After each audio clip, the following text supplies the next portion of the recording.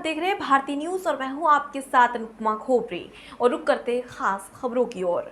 आमागढ़ पहाड़ी पर स्थित मंदिर, मूर्तियों एवं धार्मिक चिन्हों, पताका आदि के संदर्भ में दो पक्षों के द्वारा एक दूसरे के विरुद्ध ट्रांसपोर्ट नगर थाने पर प्रकरण दर्ज करवाए गए, जिनका अनुसंधान किया जा रहा है। उक्त प्रकरण में प्रथम दृष्टया ये तथ्य प्रमाणित है कि आमागढ़ पर स्थित संपूर्ण क्षेत्र भवन आदि वन विभाग के स्वामित्व में है एवं उन पर पूर्ण नियंत्रण भी वन विभाग का ही है। बता दें, उस क्षेत्र में तेंदुआ आदि महत्वपूर्ण वन्य जीवों का रहवास है।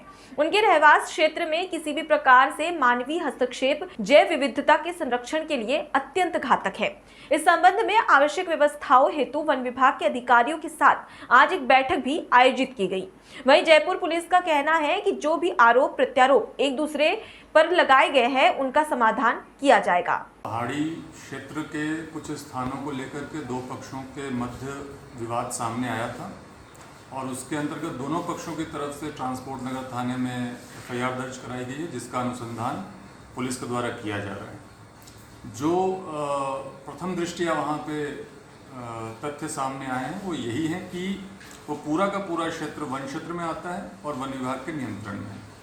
उसको लेकर के जिन भी पक्षों के द्वारा किसी भी प्रकार का अगर आह्वान किया जा रहा है कि किसी अमुक तारीख पे वहाँ पे पहुँचना है, या जैसे एक तारीख को लेकर के कहीं कहीं से कॉल सामने आई है, तो पुलिस, जयपुर पुलिस ये स्पष्ट करना चाहती है कि वहाँ पर किसी भी व्यक्ति का आना जाना अलाउड नहीं है। मात्र वन कर्मी, जो राजकीय कर्मी है, पुलिस कर्मी का ही वहाँ पे आना जाना अभी अनुमत है। इसके अलावा किसी भी व्यक्ति को वहाँ पर आने जाने की अनुमति नहीं दी गई है। जो भी वहाँ पे आपसी विवाद है उसका निष्कर्ष जो होगा वो अनुसंधान के पश्चात सबके सामने आएगा। वो तथ्यों के आधार पर जो भी एविडेंस हमारे सामने आएंगे उसका प्रॉपर परीक्षण करने के पश्चात निष्कर्ष सामने आएगा।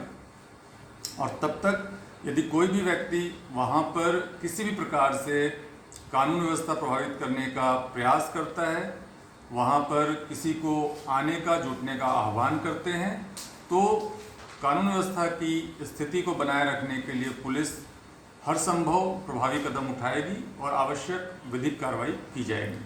अतः हम सभी से निवेदन करते हैं कि पुलिस का कानून व्यवस्था बनाए रखने में सहयोग करें और किसी भी प्रकार पे किसी दिए गए तारीख पे वहाँ आने की किसी को आवश्यकता नहीं है। वहाँ पर जो भी परिस्थितियाँ हैं उसका मूल्यांकन किया जा रहा है, तथ्यों के आधार पर परीक्षण किया जा रहा है और समुचित उसका समाधान किया जाएगा। सर, जाब्ता अतिरिक्त तैनात है और कोई अगर करता है तो कानूनी कार्रवाई? वहाँ पर हमारे वन की चौकी भी लगी हुई है, वन विभाग की, और साथ में पुलिस का भी उनको पूरा सहयोग है। तो अगर कोई भी उस क्षेत्र में किसी भी प्रकार से कानून व्यवस्था को प्रभावित करने की कोशिश करता है अथवा किसी राजकीय आदेश का उल्लंघन करने का प्रयास करता है तो उसके खिलाफ कार्रवाई की जाएगी। जैसा कि सभी को विदित है कि वो एक महत्वपूर्ण वन क्षेत्र है जहाँ पर कि बहुत सारे वन्य पशुओं का आवागमन है, तेंदुओं की साइटिंग भी होती है। तो वहाँ पे यूं भी बिना अनुमति के किसी का आना जाना जो है वो हमारे जो वहाँ की जैव विविधता है उसको भंग कर सकती है, उसको क्षति पहुँचा सकती है।